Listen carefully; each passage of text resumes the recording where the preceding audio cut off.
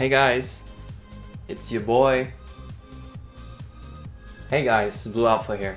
Game of the Year. What a big title, am I right? 2017 was a great year for video games, but I suck at keeping up with current releases, so most of the games on here I haven't even finished, to be honest. But I guess this list is more of a games I played that stood out to me in one way or another this year, aka 2017. But as you can probably imagine, that title is way too long, so anyway, in no particular order, here are my favorite games of this year. Now this was, interesting, to say the least. As you all probably know by now, Yooka-Laylee was meant as a throwback to the good old days of 3D platformers, developed by a team of ex-Rare employees. And it did a good job too, it's just not what we were expecting, I guess. Now, I haven't played the Banjo-Kazooie games at all as of making this video, so I can't really compare it to those games. But I have played my fair share of 3D platformers. And you know what? Despite its flaws, I definitely had fun with this game. Yes, it's considered by many to be a total failure, but I personally think it deserves a spot on this list. And then the game went and crashed and froze up my computer, making me lose over 2 hours of footage. Haha, yeah, that was a good time. A new Metroid game. Well, sorta. Nevertheless, I think Nintendo surprised us all with the announcement of Samus Returns. And for good reason. Anyway, this game was a blast. One of the few on this list that I've actually finished. It's your standard 2D Metroid experience with new additions to the gameplay such as the Aeon abilities, melee countering, and a full 360 degrees of aiming. And that's what I like so much about this title. It takes the 2D Metroid formula and adds new things to it, but not so much that it feels gimmicky in a way. Fresh yet familiar. My hands did cramp up a bit when playing for extended periods, but it was nothing serious. Might just be the way I hold my 3DS, I don't know. Still, a really good way for Samus to return if you ask me. Eh?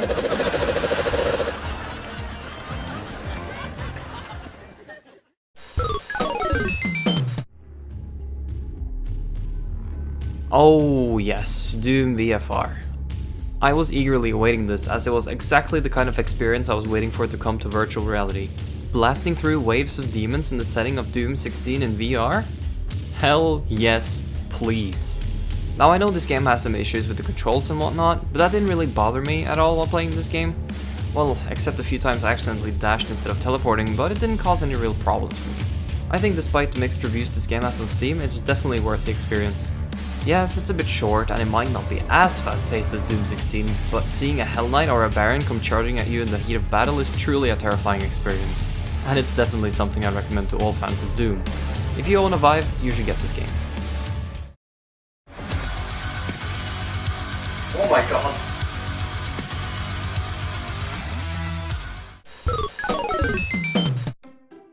Wow, where do I start? First of all, Doki Doki Literature Club came out of nowhere for me. Didn't hear about it or know it existed until one day it just started showing up all over YouTube. And at first I avoided it on purpose, because I don't really care for visual novel dating sims at all. Then I decided to check it out, and wow, I'm glad I did. For you who have seen this game, you know why it's here. For you who haven't, I'm not going to spoil anything at all. I highly recommend checking it out for yourself, either by playing it or watching someone else play it. Just take the warning seriously. Really, many of the negative reviews of this game comes from the people who didn't. Anyway, I feel like DDLC is in its own category.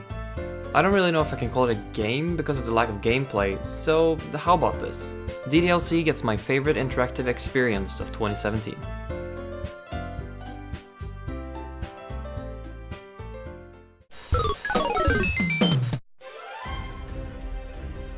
I'll be honest, I wouldn't call myself the biggest fan of the Mario games. Yes, I've played most of them, and I think a few of them are essential must-play platformer games, but I'm never really that hyped for any new releases. And in the case of Odyssey, it even took me over a month to actually pick it up. But oh man, was that a mistake, because this game is so good. The new capture mechanic is so much fun to use, and it gives Mario new and interesting powers and ways to traverse Odyssey's open-ended levels. And you know, even though these levels are fairly large, there seems to be something to do around every corner. Might not always lead to another moon, and sometimes it might even be completely meaningless. But I think it's really nice to see so much effort put into those small details nevertheless. Man, I'm just really enjoying this game.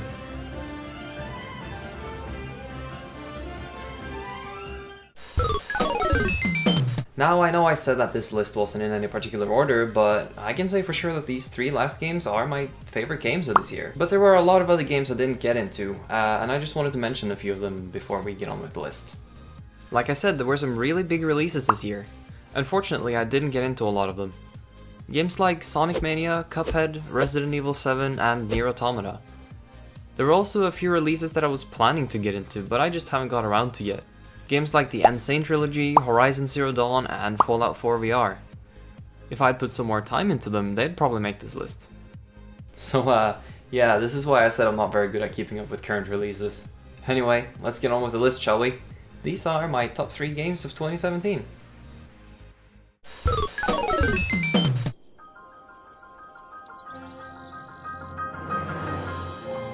"10 out of 10, 5 stars, full scores all around and no wonder. The Legend of Zelda Breath of the Wild is one of this year's masterpieces. Being able to explore a living, breathing, and fully open Hyrule is something a lot of us have dreamed of since our first Zelda game, and it's something that hasn't really been touched since the very first game in the series. Yes, the game is a bit lacking in the dungeons department, but exploring the world and all the shrines you can find makes up for it in my opinion. However, I will say that when you come to the point where most of the exploration you do only leads to another goddamn Korok, that part of the game becomes kinda stale in my opinion. Too bad, because exploration is where this game shines. Really though, Nintendo, did you really have to put 900 of them in the game? But hey, now that the DLC is out, well, I don't really know. I haven't experienced any of it for myself yet, except for the travel medallion. From what I've heard, it's pretty damn good, so I should probably get around to playing it. Nevertheless, I feel like they're taking the series in the right direction. Keep at it, Nintendo. Just don't do the voice acting ever again. The blood moon rises once again.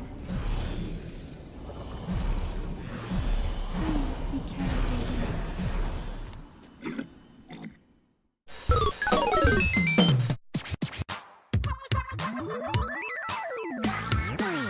Aw man, my favorite game of 2015 returns with a sequel. I love the original Splatoon for almost everything it did. The awesome and original gameplay, the cute character designs, the sweet music, everything makes for one of my favorite team-based shooters of recent years. And with a sequel introducing all new stages, game modes, character styles, and a new single-player campaign, I knew I had to get this game from the second it was announced. At its core, it's basically the same game as its predecessor, but I actually find myself enjoying this more than I did with the original. As of version 2.00, it also fixes one of the biggest problems I had with the game. You can now change weapons and gear right after a match. No need to go all the way out of the lobby anymore. By far my favorite thing about this game though, is Salmon Run. This is such an action-filled and hectic game mode, and it's always a ton of fun playing it with my friends. Even though I suck at it.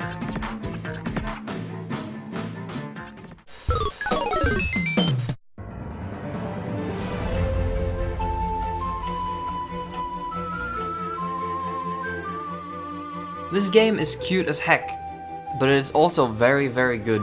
So good that it's number 1 on my list this year. What can I even say that hasn't already been said? It has tight controls, creative levels, charming characters, fun gameplay elements, great voice acting, and an amazing soundtrack. And so far, every single timepiece has been fun collecting. Man, Gears for Breakfast, I don't know how you guys did this, but I gotta give it to you.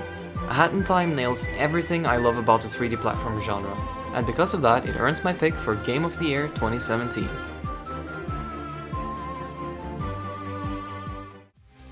Hey guys, thanks so much for watching this really late Games of 2017 video. I hope you enjoyed it. Like I said, I missed a lot of games this year, last year I mean. So yeah, feel free to tell me like your favorite games and any games that I missed that you think I should check out. And like, if you're interested, I've got a Twitter that you can follow. Like I've said before, I'll post things. I'll post stuff there. But yeah, like might post updates, might post like if you're interested, it's there. All right, thanks guys, take care. I'm really bad at this. Alright, let's try again.